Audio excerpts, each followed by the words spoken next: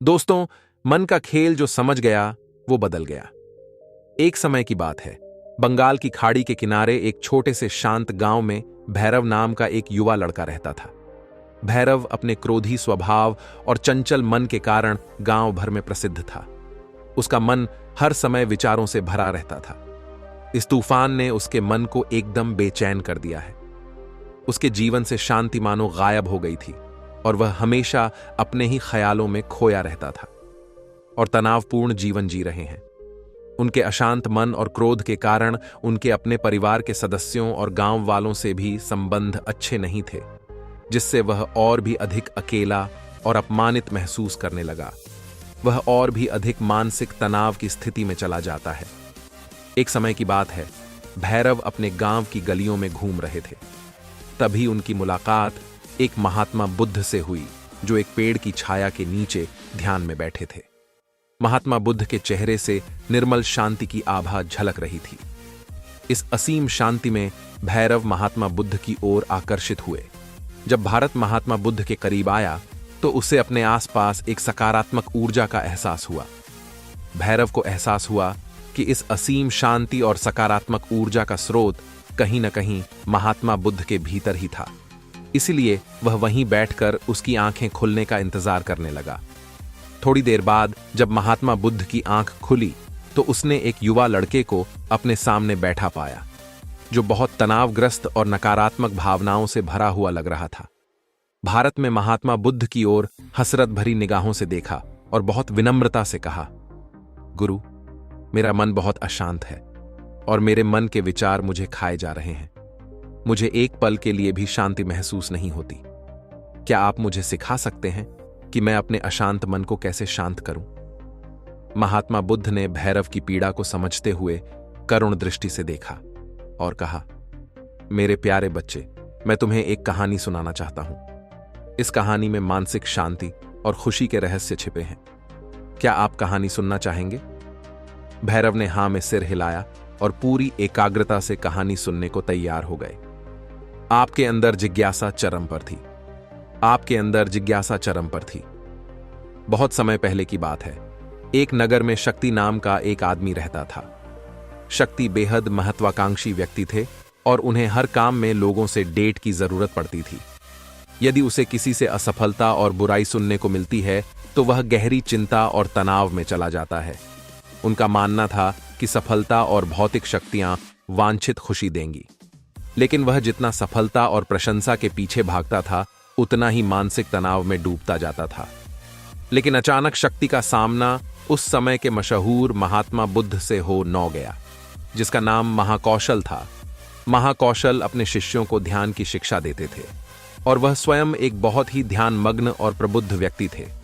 महाकौशल की अद्भुत एकाग्रता से प्रभावित होकर शक्ति ने उनसे अपने भटकते मन को शांत करने का उपाय जानना चाहा। शक्ति ने कहा कि महंत हमेशा सफलता के पीछे भागते हैं और लगातार अधिक हासिल करने की कोशिश करते हैं, फिर भी मुझे कोई क्षणिक संतुष्टि या आत्मसंतुष्टि नहीं मिलती। इस निरंतर बेचैनी के बीच मैं शांति कैसे पा सकता हूं? महात्मा बुद्ध ने करुण दृष्टि से उसकी ओर देखा और उत्तर दिया, आपका मन एक अशांत नदी की तरह है जो हमेशा बहती और बहती रहती है, कभी भी अशांत नहीं रह सकता। इसलिए इस अशांत मन को शांत करने के लिए आपको अपने विचारों को बिना किसी रुकावट के जाने देने की कला सीखनी होगी। शक्ति को आश्चर्य हुआ और उसने पूछा कि मैं अपने विचारों को कैसे जाने दूं? आखिर मैं भी तो अपनी इच्छाओं और महत्वाकांक्षाओं से बंधा हुआ हूं। यह सुनकर महात्मा बुद्ध मुस्कुरा दिए और कल्पना करें कि आपके हाथ में पानी का एक गिलास है। अब आप इसे जितनी देर तक पकड़ कर रखेंगे यह उतना ही भारी होता जाएगा, और अगर आप इसे काफी देर तक पकड़े रहेंगे तो आपके हाथ में दर्द होने लगेगा।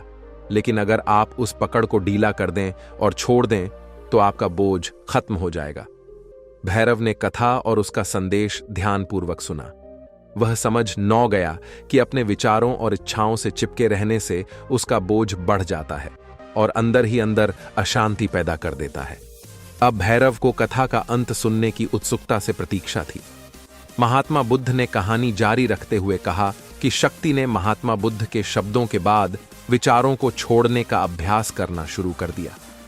वह बिना किसी पूर्व निर्णय के अपने विचारों और भावनाओं को आते और जाते देखता है। अब उसने विचारों को पकड़ना बंद कर दिया था। विचार उठते थे और अपने आप चले जाते थे।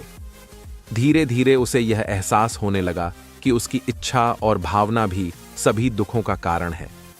जैसे जैसे शक्ति ध्यान में गहरे उतरते गए, उन्होंने पाया कि वर्तमान में जीना ही आंतरिक शांति का एकमात्र स्रोत है। वह खुद को वर्तमान में स्थापित करके अपने मन की निरंतर बकवास से छुटकारा पा सकता है। धीरे धीरे शक्ति का मन एक शांत झील की तरह हो दो गया, जो बाहरी दुनिया को अपने अंदर प्रतिबिंबित करती है। उन्होंने जीवन की सादगी में संतोष को, जो बाहरी दुनिया को अपने अंदर प्रतिबिंबित करती है, उन्होंने जीवन की सादगी में संतोष को अधिक महत्व दिया और भौतिक संपत्ति के प्रति अपना लगाव छोड़ दिया। जैसे ही सत्ता में ऐसे बदलाव की खबर लोगों के बीच फैली, दूर दूर से लोग मार्गदर्शन लेने आने लगे।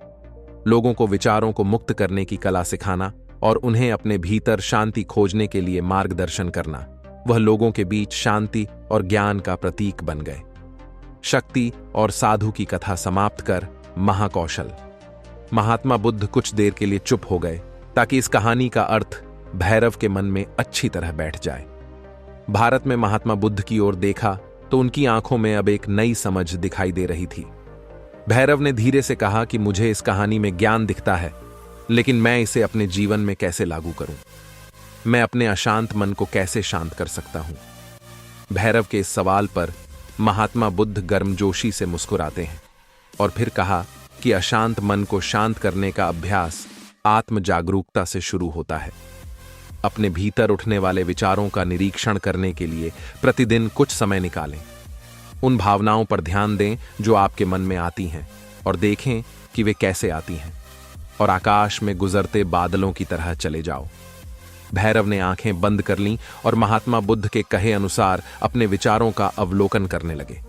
जैसे ही उसने अपने भीतर उठने वाले विचारों पर ध्यान देना शुरू किया, उसे एहसास हुआ कि इसलिए उसे चिंता और इच्छाओं की एक निरंतर धारा अपने अंदर बहती हुई महसूस हुई।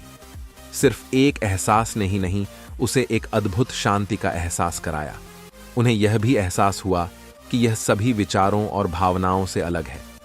महात्मा बुद्ध ने आगे कहा कि जैसे शक्ति ने खुद को सभी मोह माया से अलग कर लिया था, अपने मन को अशांतकारी विचारों और भावनाओं से मुक्त करने का अभ्यास विकसित करें।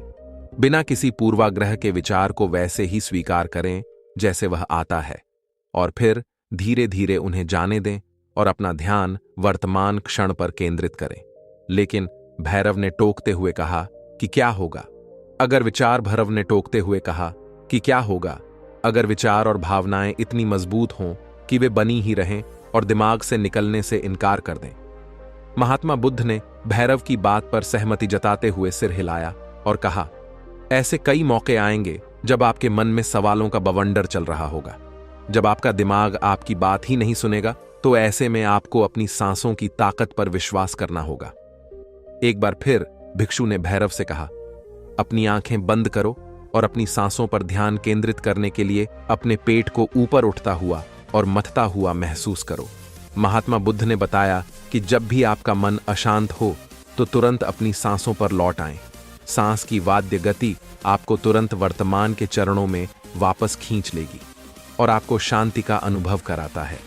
एक महात्मा बुद्ध के निर्देशानुसार आने और जाने वाली सांसों पर ध्यान केंद्रित करने का प्रयास किया। इस छोटे से व्यायाम से उन्हें मानसिक शांति का अनुभव हुआ। उसे याद आया कि उसकी सांसें हमेशा उसके साथ थीं, जो उसे वर्तमान क्षण की याद दिलाती, आराम और शांति लाता है। भैरव के इस विकास को देखकर महात्मा बुद्ध मंद मंद मुस्कुराए और बोले, मेरे प्रिय, बेचैन मन को शांत करना एक ऐसी साधना है जिसके लिए बहुत प्रयास और दृढ़ इच्छा शक्ति की आवश्यकता होती है, क्योंकि लगातार व्यायाम से मांसपेशियां मजबूत होती हैं। उसी तरह नियमित अभ्यास से मन भी शांत होता है। स्वीकृति में सिर हिलाते हुए एक महात्मा बुद्ध को धन्यवाद देते हुए उन्होंने वादा किया कि आज से वह अपने अशांत मन को शांत कर सकेंगे और अपनी गैर शक्तियों को मुक्त कर सकेंगे और अपने भीतर शांति पाने के लिए इस यात्रा पर निकलने में सक्षम हो सकें। महात्मा बुद्ध ने भैरव के कंधे पर हाथ रखा और कहा, कि मुझे आपकी क्षमता पर बहुत विश्वास है और आपको जल्द ही अपनी आंतरिक शांति मिलेगी। लेकिन याद रखें कि यह आसान नहीं होगा। लेकिन अगर आप दृढ़ इच्छा शक्ति और खुले दिल से प्रयास करेंगे तो आप निश्चित रूप से वह टुकड़ा पा लेंगे जो आपके अंदर है। उस दिन से भैरव अपने अशांत मन को शांत करने का प्रयास करने लगे और हर दिन ध्यान करने के लिए एक अलग समय निर्धारित करें। उसने अपने मन में एक अलग समय निर्धारित करा। उसने अपन मन में उठने वाले विचारों को बिना किसी रोक टोक के जाने दिया और अपनी सांसों के जरिए खुद को वर्तमान में बनाए रखने की कोशिश की। समय के साथ अभ्यास करते हुए भैरव को अपने अंदर शांति का अनुभव हुआ। जैसे जैसे समय बीतता नौ गया, भैरव को ज्ञान और शांति का स्रोत कहा जाने लगा। ग्रामीण अपने अशांत मन को शांत करने के लिए भैरव के पास आते हैं। महात्मा बुद्धों के शिक्षक आत्म जागरूकता की शक्ति को साझा करते हैं और दूसरों को महात्मा बुद्धों को पढ़ाने में मदद करते हैं और आंतरिक शांति पाने की शिक्षाओं को साझा करते हैं। इसके साथ ही उन्होंने अपनी सांसों पर ध्यान देने और अपने विचारों को मुक्त करने की कला भी सिखाई। ऐसे निवासियों का विकास हुआ और उन्हें मन की अमूल्य शांति मिली। महात्मा बुद्ध की शिक्षाओं और भैरव द्वारा संचालित अभ्यास के माध्यम से विचारों को त्यागने और वर्तमान में जीने की कला दूर दूर तक फैल गई है। उन्होंने कई लोगों की जिंदगी बदल दी और जैसे जैसे समय बीतता नौ गया, उनकी जिंदगी और भी बदलती गई। भैरव का शांत प्रभाव उसके गांव की सीमाओं से परे तक फैला हुआ है। परिवर्तन की कहानी सुनते हैं, उनसे सलाह लेने आते हैं। मन के बोझ तले दबे लोगों के लिए भारत आशा की किरण बन गया। भारत की शिक्षाएं केवल ध्यान और प्रवचन तक ही सीमित नहीं थीं, बल्कि वह रोजमर्रा के काम जागरूकता के साथ करने पर ज्यादा जोर देते थे।